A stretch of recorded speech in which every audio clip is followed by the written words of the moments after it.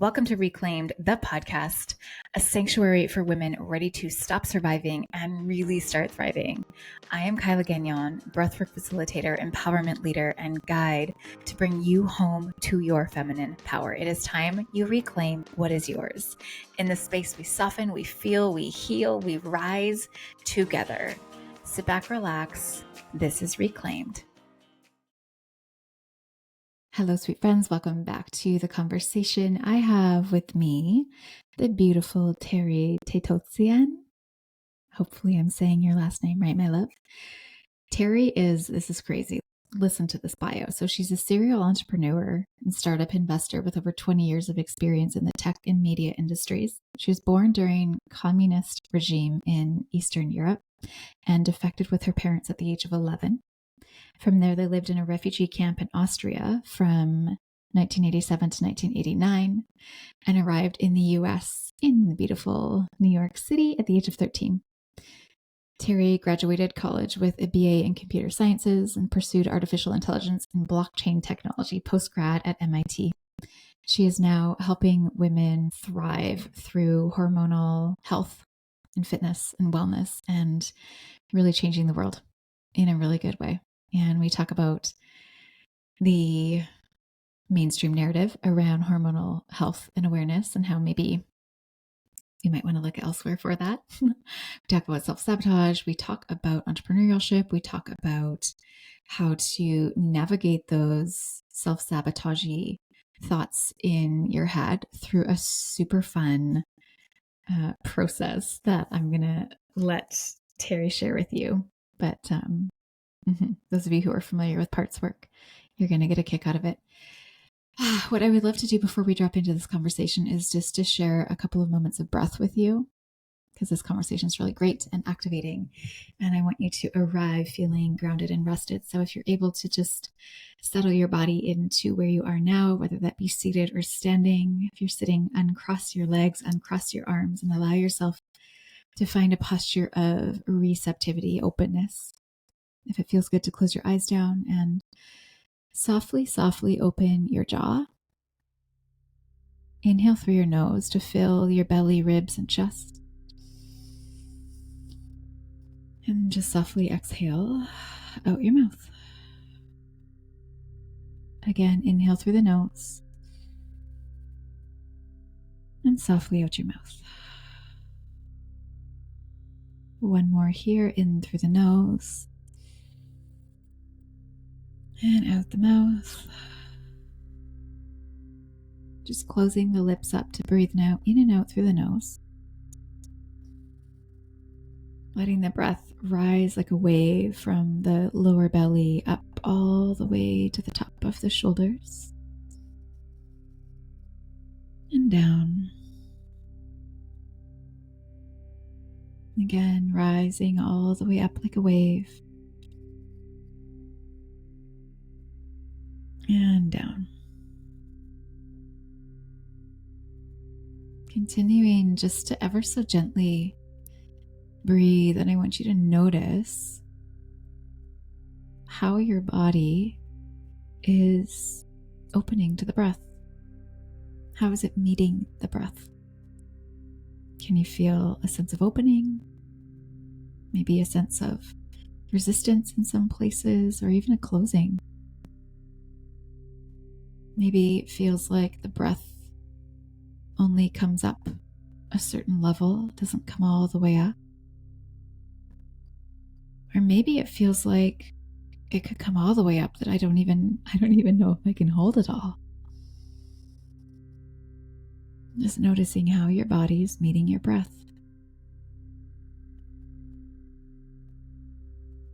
And if there's any information there for you, I wonder what that might mean. Knowing that, of course, all is correct, nothing needs to be changed.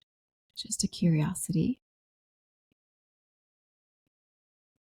Yeah. And over the next couple of breaths, starting to bring your awareness back into your physical body and back into the space that you're currently in. Maybe beginning to sort of flutter your eyes open like little butterfly wings, and to come all the way back and continue on with whatever you are doing, listening to my conversation with Terry. Enjoy. Okay, Terry, welcome to Reclaimed. How are you? I'm great. Thank you so much for having me. Yeah, I'm so glad you're here. So glad you're here. I was just reading over your your bio, and I have so many questions. I'm so keen to get into this conversation. And before I do, the one question I like to ask all of my women is, what are you currently reclaiming? Oh, what a great question. Thank you. I am reclaiming all of my energy that is leaked towards things that no longer serve me. Here, here. Yeah. Yeah. Do you have anything in particular? Is there one thing that's just been lingering? It's something different every day. And Mm-hmm. it's always something, right? And it's so hard to recognize these things as Mm-hmm. they're not necessarily important, or maybe they're just draining, but we're so used to complying with requests and complying with our attention being stolen essentially and drained in directions that are not necessarily to our benefit. So it's all kinds of little things, really. I mean, plugging up all the little leaks gives you a very significant end result. So Yeah. Good for you. So tell the people who don't know who you are yet, tell us a little bit about who you are, what are you doing in the world, what's lighting you up. Yeah. Just whatever you feel absolutely. to share. Yeah, so I went from being a pre-diabetic to now being a women's fitness coach and nutrition coach. I Mm-hmm. went from being an entrepreneur and CEO to being a trainer. And I love telling people, I am not a CEO. I am not a manager. I'm not a boss or boss babe, that whole Yeah, time. yeah. Mm-hmm. No. This is not her. This is not her. No, been there, done that. It actually had the opposite effect on me. I am just a coach, and I love doing that. I went from owning multiple companies to being a coach, and quite frankly, it's something that found me. I never ever in my life thought Mm-hmm. that this is where my path would lead me to, Okay. but it is a very fulfilling purpose that I found. So that's what I Yeah. do now. I love that. And so I have a history in fitness as well. I was coach and personal trainer and competitor and uh, all of the pieces for a long time, 15, 16 years. And so and although it was the only thing I wanted to do. So you and I almost have flip stories. Um, oh, I love that so much. And you say I'm just a coach. I want to take the just out. You're a coach, and that's such an important role in so many people's lives. What is it about this that really lights you up? Well, in my humble opinion, I think that you're either born a coach and you don't know it, or Mm-hmm. you're not. It has to be something that actually re-energizes you to be able to help other people see a different perspective, get out of a particular mindset or get into a particular mindset, know how to encourage, motivate, and inspire people without them feeling resentful towards you, which is a very tricky line to walk. Mm-hmm. Knowing how to have people feel like they're being taken care of, but still Mm-hmm. kind of kick their butts when Mm-hmm. necessary. Mm-hmm. So it's a very, it's almost a talent, I feel like, and it's the type of talent that you can grow into if that calls to you. But you kind of have to have an inclination towards that. And you have to love people. You have to truly love humans in general and all their messiness, and be a troubleshooter at the same time and just try and figure out where is this coming from? How did we get here? What are some Yeah. tweaks we could do? What are some hacks we can implement? How do we navigate from here, rather than making people feel shame or people Yeah. feeling like they're not good enough, because we were all born stars. We just don't necessarily Mm. know it. I love that so, so much. And what I hear from your share is like I was living this like serial entrepreneurial life and I was creating businesses and I was having all of the quote unquote success. You didn't say that, but I'm imagining that you were. And you simplified. And when we simplify and actually like follow the path of our truth, kind of like what you said, like you're born it or you're not, like you follow that path of your truth, which was totally opposite of everything you were doing. You've simplified, and now it sounds like, correct me if I'm wrong, but there's this like expansion in you because you get to just show up as your like most powerful self doing this really good work and letting that ripple out and support so many people in ways that I don't know if your other companies were able to do that. I don't know. Definitely not. And Yeah. and that's part of the reason why it was so draining for me, right? So I Yeah. was showing up as myself every day as the CEO founder of XYZ, Hmm. and I wasn't really meeting my true purpose there Yeah. because it was such a different type of environment, right? There's a lot of different expectations from you if you're the founder of a startup or the CEO or whatever it may be. And a Hmm. lot of people, I think, get a little bit sidetracked with the title. They think the CEO is so important. But in reality, what does that really mean? If you're a CEO, you are technically the company's coach. You're everybody's Right. employee's coach, your Hmm. client's coach. You have to know how to get cooperation from people. You Hmm. have to know how to motivate and inspire people to have a singular goal as a team or as an Hmm. individual, how to help people grow uh, individually, personally, professionally, etc. But it also requires that you are running a lot of other things in the background that are not part of that path, right? And Hmm. so it was very draining for me, honestly, to do any of Yeah. that. And I finally realized that in 2020 that this is just not my thing. I don't want to do this. Hmm. I Hmm. just want to focus on this one particular thing. And it ended up being in health and fitness because I had such a profound experience myself Yeah. going through it. Yeah. And it really changed everything I thought. It made me realize a lot of untruths that were out there about women's health in particular. Hmm. And I realized like everything I thought I knew all this time was completely false. And what a realization that was, right? So if I can Hmm. do this, other women can have the same benefit if I can share that with them. Yeah, exactly. And, coming back to even the question of what are you reclaiming, it's like that whole act of stepping away from what so many people pedestal as this, like, that's success, that's power, that's a woman in her power. Okay, but if she's burned out, feels totally disconnected from herself, is that, or is actually stripping it all down, following this path that feels true to you? That's power. Like that to me is like the ultimate reclamation. You're like, fuck it all. This is what feels good to me. Here we go. And I'm going to help people in a way that is like life changing. So tell me a little bit about like how has fitness always been important to you, or how did it come into your life? I know you said you're pre-diabetic. Tell me a little bit about the process of fitness becoming this important. Well, this is the funny part, right? So my whole life I spent working, Okay. building companies, working professionally in my corporate career, going to school, studying, getting degrees in a million things. And that was what I thought I was supposed to do. I thought that was the path to success.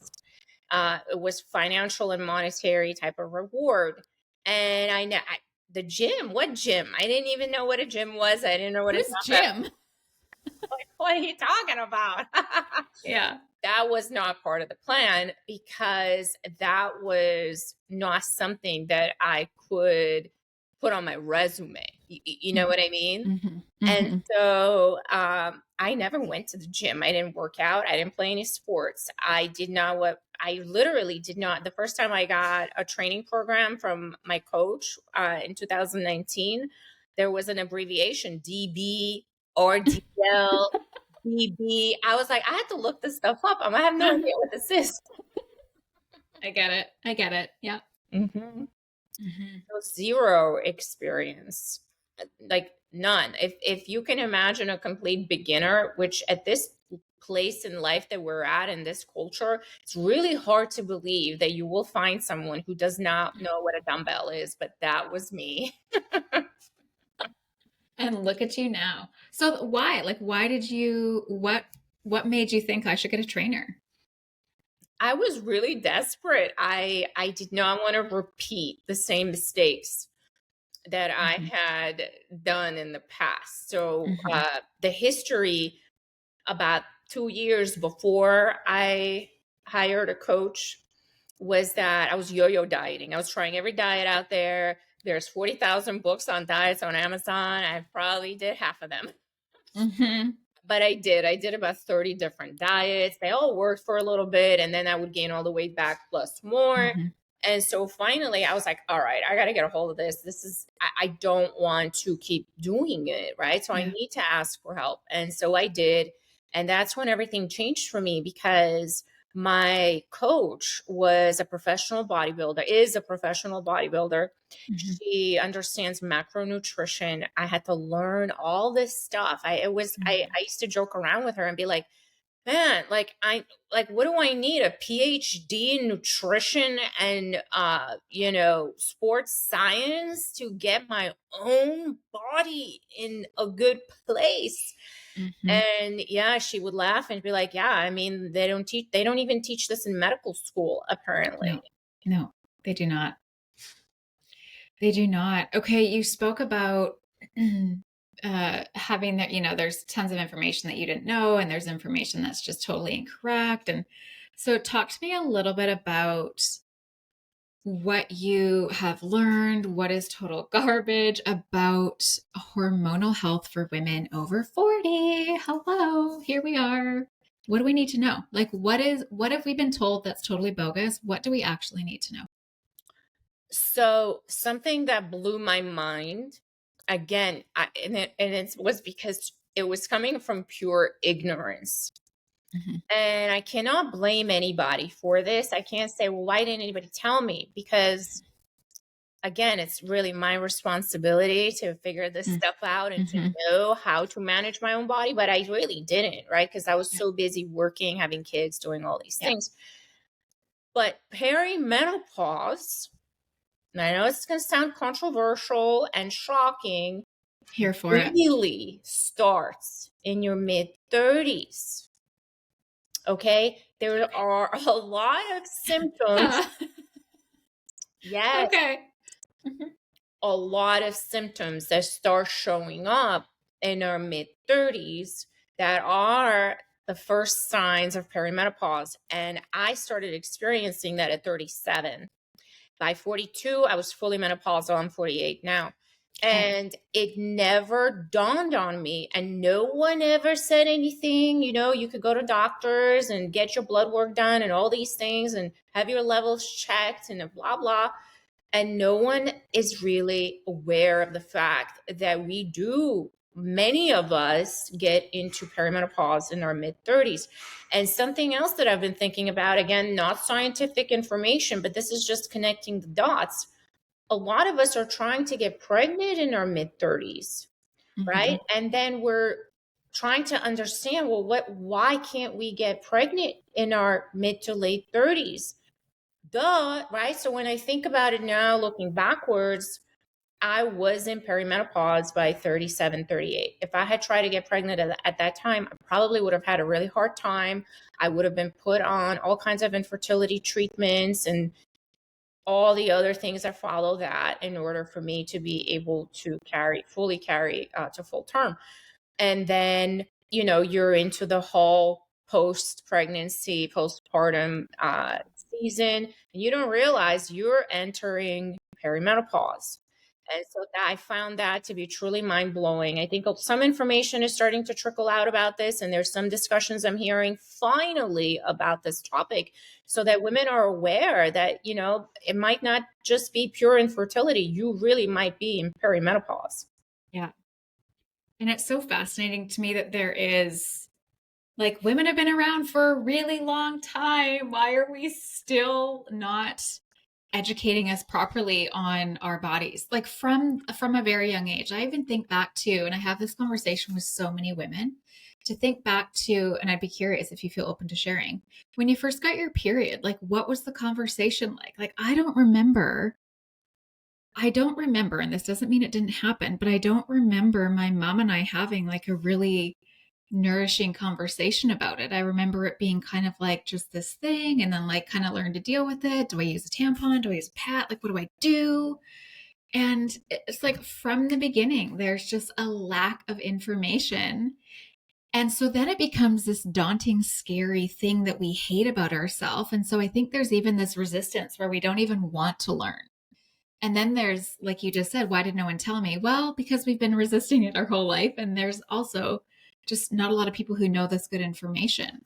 But it's all this beautiful celebratory thing. Like this human female body is a glorious thing. Why are we not learning it and celebrating it and allowing ourselves to live a really vital, powerful life into our, 90s? So much shame, right? Yeah. So much shame associated with anything female related, if you think about it. Yeah. I could go on and on and on about it because it definitively starts with your genitals, right? So Yeah. immediately, oh, that's shameful. You can't walk around naked, even as Yeah. a child. You gotta put a bathing suit top at 3 years old, right? Why? Yeah.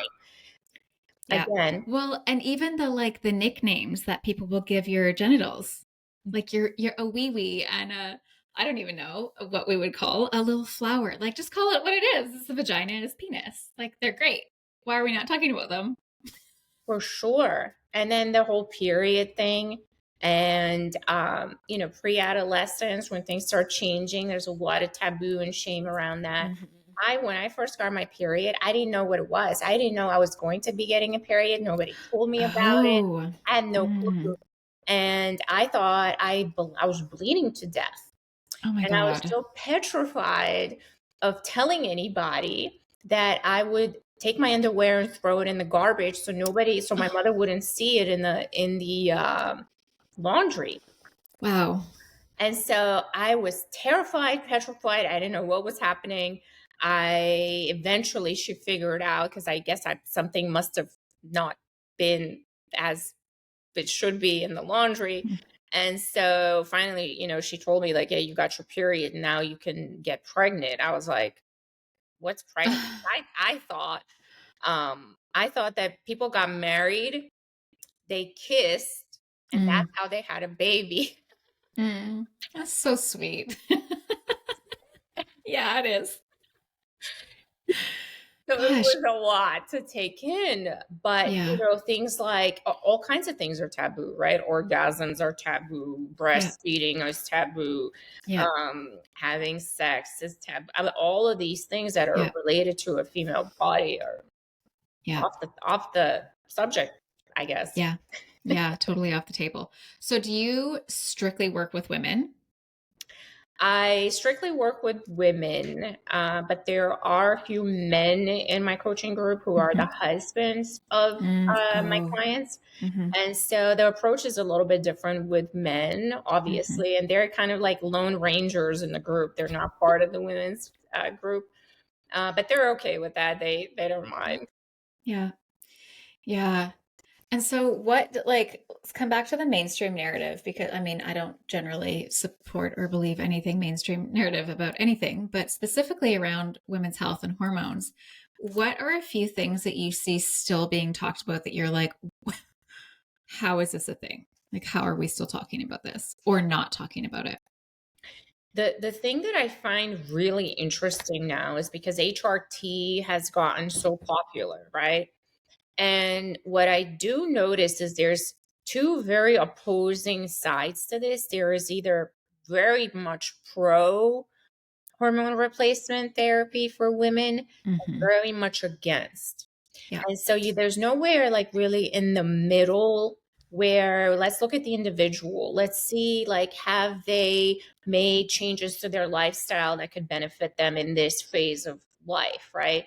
Let's look at, has the woman had any type of surgeries that may put her in early menopause, right? So there's a lot of health type of considerations that are not taken. Like I'll hear uh, stories from women going to their doctor. They have not done any kind of lifestyle modifications, changes, upgrades, etc., and they're immediately put on HRT. And then I hear women telling me stories where they've had a hysterectomy and nobody gave them HRT when they were 30, right? And Right. so it's like, does this really make any sense? Can we really apply our ideology about how to treat people based on case studies that were done in the mass numbers to each individual? Are there no exceptions where we need to really use critical thinking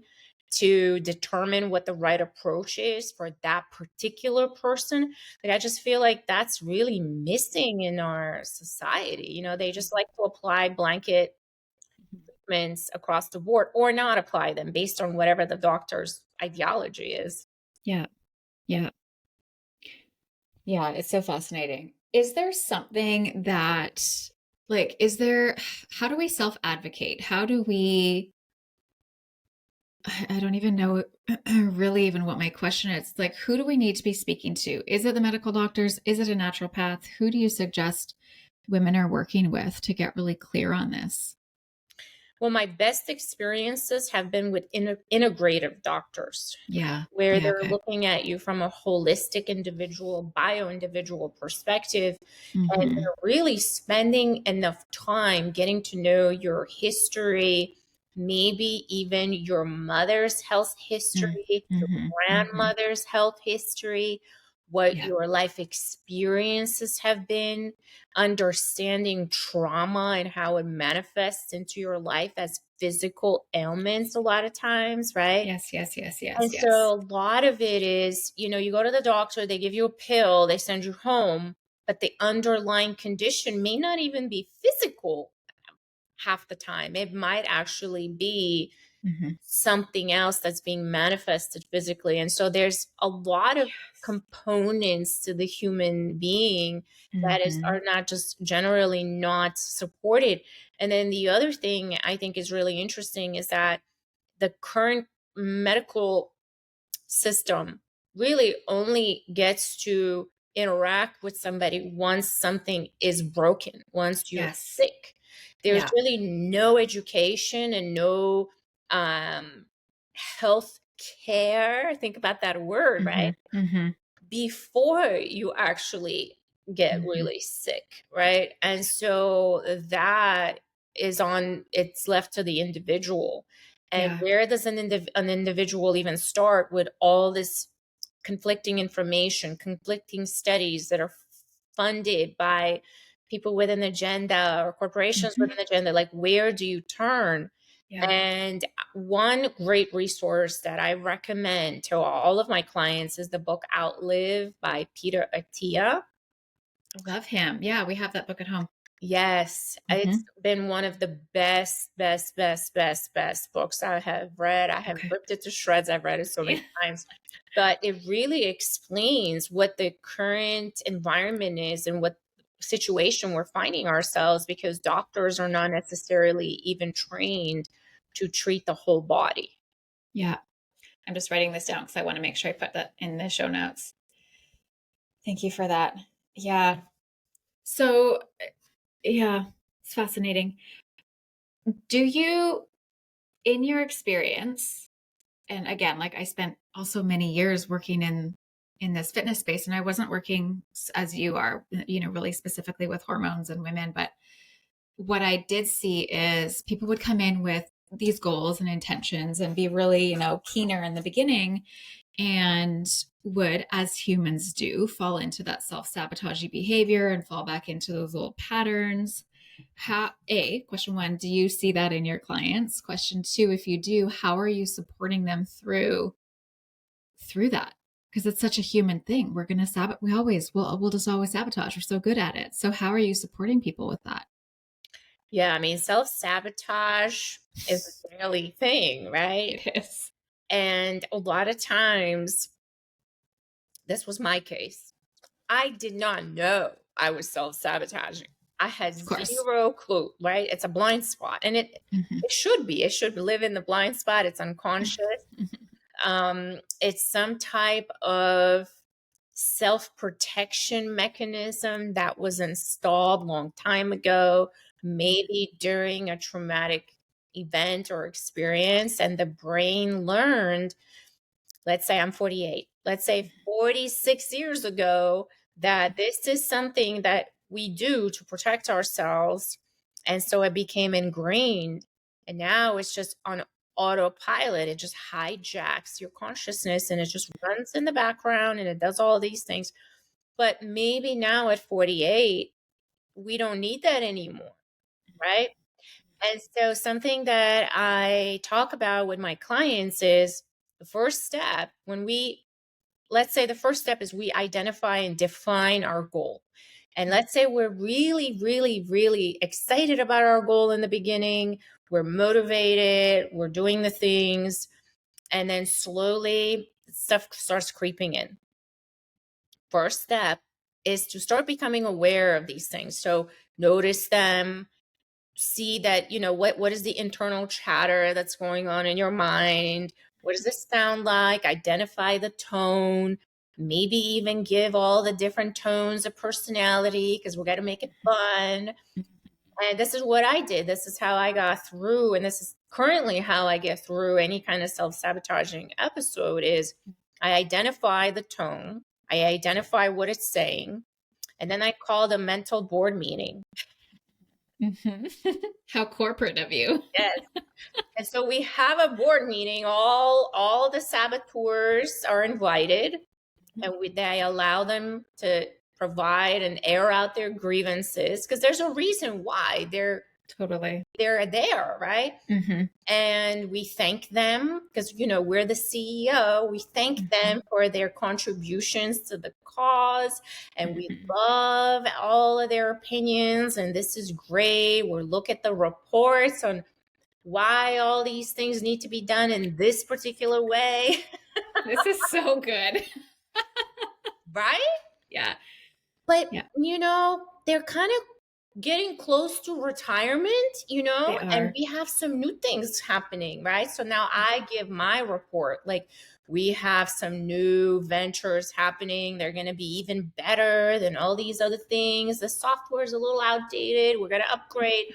And so the goal of this exercise is one, to become aware of all the tones, because there's multiples of them, right? Mm-hmm. We have created multiple inner conversations in our minds.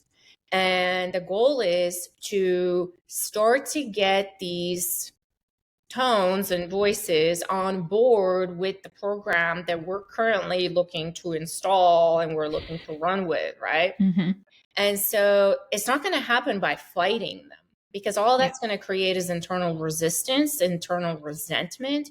Mm-hmm. They've been there a really long time. They're not going anywhere. Mm-hmm. They're Mm-hmm. tenured, okay? Mm-hmm. Mm-hmm. And so the best thing to do is to get them on board with the program. And that's by loving them, by appreciating them, recognizing them.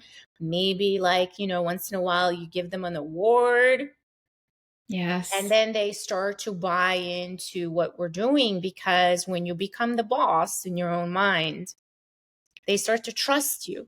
Yeah. When you're not a pushover anymore, they start to trust you. When you keep your promises to yourself, they feel safe that you're not going to disappoint the whole board Mm-hmm. of directors, Mm-hmm. right? You're going to keep showing up. This is not just some kind of a fad. And so you have to create a history of success and to prove to the board of directors that this is not just some whim you're on again, right? Oh, Mm-hmm. again, she's out there doing all that. Like, we know how that's going to end, right? Mm-hmm. Mm-hmm. And it takes time.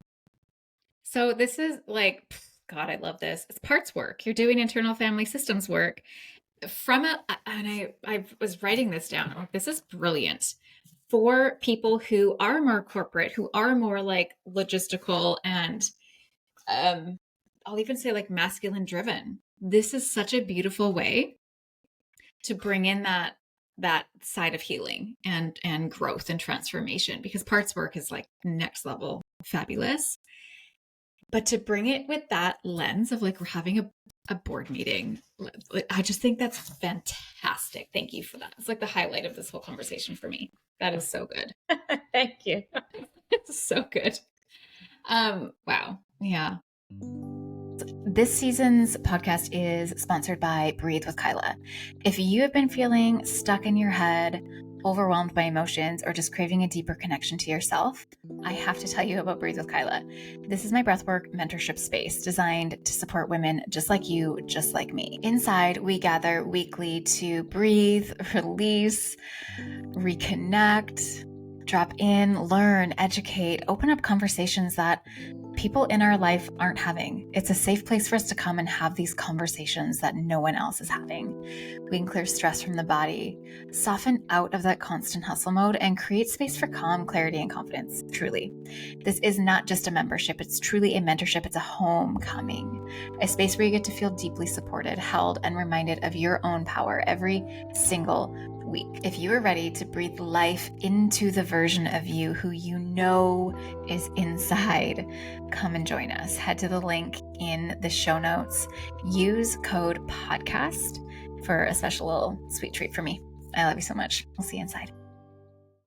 I want to like turn hard left here for a moment because I'm so curious about this, and I can see how your role as a coach and this mentor and inspiration for people could be rooted in this experience for you. But tell me a little bit about your life between the ages of 11 and 13. Oh, yeah. So at 11, my mother and my stepfather, we used to live in a communist country in Eastern Europe. And so in order to leave the country, we had to defect and we became political refugees. There's a whole backstory to that of what was actually going on and some KGB stuff involved, but I'm not going to get into that. But we ended up living in Austria in a refugee camp for about 2 years. And that was between 11 and 13, 87 to 89, years 87 and 89 for me. And yeah, I had to go to school, learn Austrian, make new friends. There were a lot of other immigrant refugee children that I made friends with. I learned Polish, Czech, German, Russian, all kinds of languages. And eventually, by the age of 13, we flew into JFK, and New York became our home. I lived in Queens, New York for many years before moving to New Jersey and becoming a mom. And so I've been in New Jersey now since about age 25.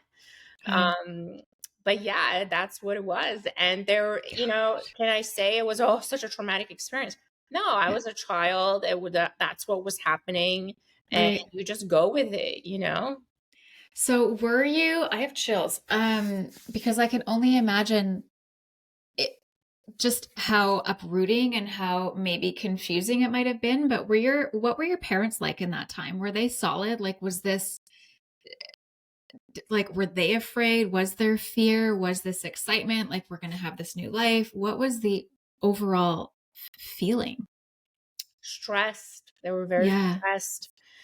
So the way that it worked back then, I don't know how it works now, but if you're a political refugee and you get accepted into that you're not a spy, you're not a criminal, etc., right, you're allowed to apply for asylum as a legal immigrant, essentially, right? So you go through all of the government processes and procedures on how to become a citizen, actual citizen of the United States, not an illegal immigrant. I just want to differentiate between the two. Right. You go through this process where they interview you for about 30 days. You go through a background check, etc., and you live in this. The name of the place is Traiskirchen in Austria, and it's specifically for refugee camp. And so they ask you, what asylum country do you want to enter into? And in 87, those were the United States, Canada, and Australia were the three options. Or you could stay in Austria. That was the other option. And so when my mother applied, she put in her three choices. It was US, US, US. That was the only one option for her, right? Yeah. And so it took about 2 years to be given an answer whether Oh, it was going to be the US or not, because there was no other option. yeah. So that, I can imagine that they were extremely stressed. There was a lot of pressure. Mhm. We had to get jobs that were illegal there because Mhm. immigrants were not allowed, or refugees were not allowed to have a job in Austria. Okay. And so it was very, very interesting. It most likely was not as traumatic for me as it was for them. Yeah. Yeah. Wow. Yeah. Thanks for sharing that. Thanks for sharing that. When I was reading that, I was thinking, well, that I have absolutely no idea what that must have felt like. And that regardless, like that was a up level of life and there would be challenge there. And that could have been part of your makeup of like, I'm going to work really hard and like nothing is actually going to stop me because I'm getting to where I want to go. And so I wonder if that even was a part of your success in corporate. Like, were your parents quite business minded? Like, how did entrepreneurialism find you? Because it's not for everyone. Let's be honest here. It's definitely not for everyone. How did you find it? Yeah, so my grandfather, he was actually a master artist back in his day. He created jewelry by hand, and he had like royalty type of people come to him for like master one of a kind type of pieces and Mm. crowns and Oh, rings and stuff like that, right? So that was, I mean, many, many years ago, right?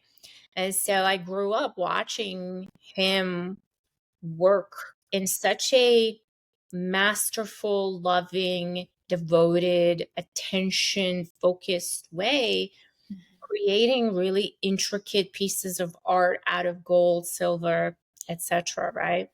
And so he had his own atelier, and I spent many days in there watching him have clients come in and, be very, very attentive to his craft, to his art. And he was considered a master back in that day, where he actually had apprentices working under him, where he was teaching people how to do this. And currently, the apprentices that were working with my grandfather actually create jewelry for Harry Winston and some of these really cool. crazy Wow. companies, right? Cool. And Mhm. so that's how I grew up. I mean, I didn't know any better. I didn't know Yeah. anything that he was that extraordinary or he was that special. He was just my grandfather, and I He was was just thrilled. grandpa. Mm-hmm. But kind of looking back at it now, that's how I grew up, watching someone really care deeply about what he did and his contribution and the perfection that goes into a Harry Winston piece, if you can imagine, is very intricate. So I would like to attribute that to having him in my life. Yeah. Thanks, Grandpa. What, if anything, have you taken from your experience with like startups and creating huge foundations and being corporate and being the CEO and doing all of these things and having the success? What have you learned or been able to take from those experiences into the work that you're doing now? Which again, I want to remove the just coaching. You are making huge impacts. So the coaching and the support that you're offering women now, what have you been able to take? That 99% of the things you do are going to fail. Oh yeah. Yeah. It's a rough number. Thank you. Yes. Mhm. Yes. But you really only need 1%. Yeah. Right. Yeah. And so in fitness, and let's say specifically in weight loss, Mhm. 99% of the time, you're not going to see some kind of a big result, right? Mm-hmm. So Right. every day you're going to wake up, you're going to do your thing, and there's going to be no massive shift. Mm-hmm. But then when you look back, the amount of time that you dedicate to whatever your craft is, your business is, your goal, your mission, whatever it is, the more you hammer at it, eventually you will get to that 1% where you're like, oh wow, this is it. This is the thing that I've been waiting for. This is the opportunity I've been looking for. This is the methodology I have been missing. This is the framework I should have implemented. Or this is the complete picture. Or this is the final 1 pound I got to lose. And now I'm there at my goal. Or this is the 300-pound deadlift I've been working towards. It's going to take a long time to get there. It's not going to happen overnight.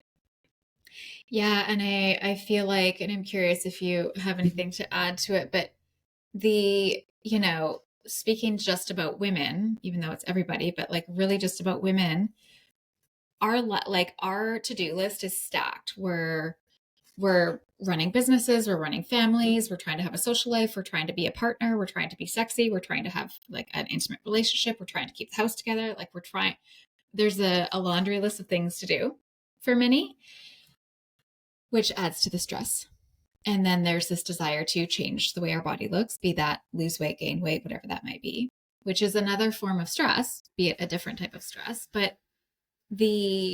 And then that feeling of like, I need it to change now. I need it to change now. I need that 99%, right? I don't want to wait for the 1%.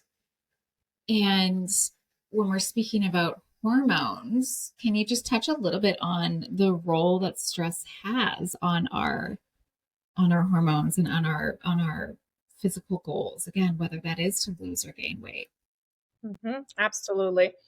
So if you think about it, in a woman's life, so I'm gonna frame it in a way that maybe it'll make more sense.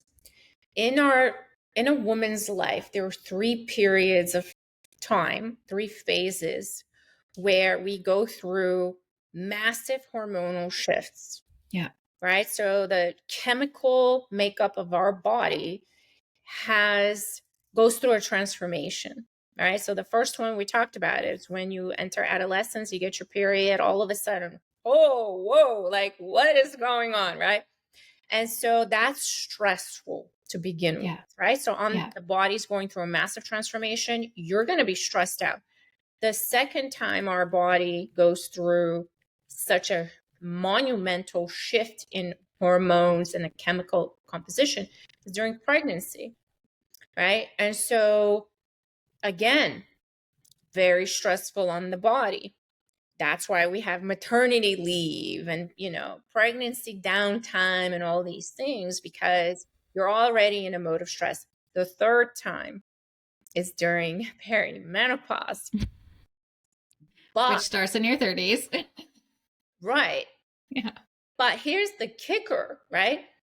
In our mid-30s, in our society, what are we doing? We're climbing the corporate ladder. We're working really hard. We're having families, husbands, houses, this, that. We have all this pressure to do all these things and be all this person, this type of person, that type of person. So your body is having its own internal transformation, whether you're realizing it or not, like whether you're accepting it or not, whether you're recognizing it, it doesn't care about what it is that you think is happening. This is happening biologically. And so instead of giving ourselves the grace and understanding that we're already in stress, we add 10 more piles and 10 more buckets of stress on top of that. And then we blame our hormones. It's my hormones' fault.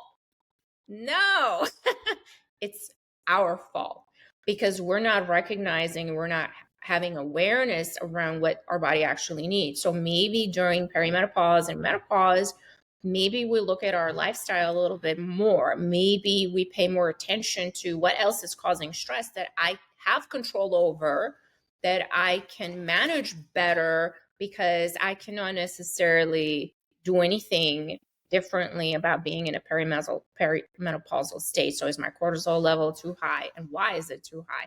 Am I under eating? Am I overeating? Do I need to move more? Like, what is it that I need to do to help myself rather than to continue doing things that are creating additional stress on top of the stress you already have? Yeah.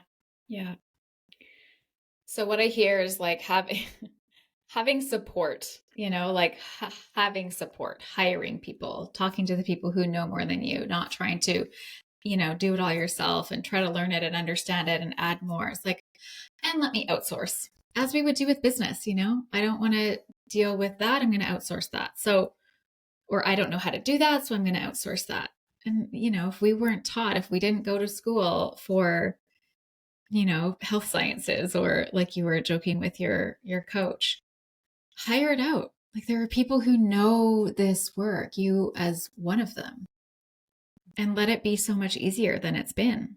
That's what I hear. Yes, and there's a lot of taboo about hiring people too, about for stuff like this, Mm. right? So I have noticed that as well, is that people are very hesitant to even seek help sometimes. And what they don't understand is that a lot of times just even talking about the challenge itself will Mm-hmm. give you an idea or Yeah. more awareness and the observational ability to notice, like, oh, wait a minute. Yeah, that's right. Mm-hmm. Mm-hmm. Not just being so stuck in your own mind, and having somebody to talk to that can be honest with you about what they're noticing is very helpful. Yeah. Yeah. And I talk about that with clients around, healing shame. It's like, well, that's something that shame typically is hidden, private, dark, subdued, repressed. And when we start speaking about it or bringing it up out of the darkness, its power like dissolves. It's no longer that big of a deal. And this is the same, and maybe we're not attaching the word shame to it logically, but it's all the same. These pieces that we're hiding or resisting. It's like if we just talk about it, it's so not a big deal. Yeah. Yes, and there's a lot of fear too, right? So when Mm-hmm. women start noticing changes in their cycle and changes in, Mm-hmm. that were not maybe there before, there's a lot of fear as Mm-hmm. well as shame. Like Mm-hmm. all of a sudden you're not as feminine, your Mm-hmm. reproductive years are over, and there's a lot of sadness. Mm-hmm. All of these things combined together, in culture, ultimately, what does it do to menopausal women? We're kind of put out to pasture, right? Yeah. And so there's a lot of kind of a negative connotation that gets aligned with that period of time. Yeah. And I disagree with all that. That's not doesn't have Yeah. to be, right? We Yeah. don't have to follow that particular pattern that, our moms and grandmothers had for Mm-hmm. their menopause. We're very much capable of changing the narrative around that. Yeah. Well, and I think too, I was at a dinner the other night and someone was talking about the Golden Girls. Did you ever watch the Golden Girls? Yes. Okay, love the Golden Girls. But if we think back on how old they looked, they were supposed to be in their 50s and they looked like they were in their 80s. And women previously in their 40s, 50s, and 60s, they looked old. They were matronly. They just looked older.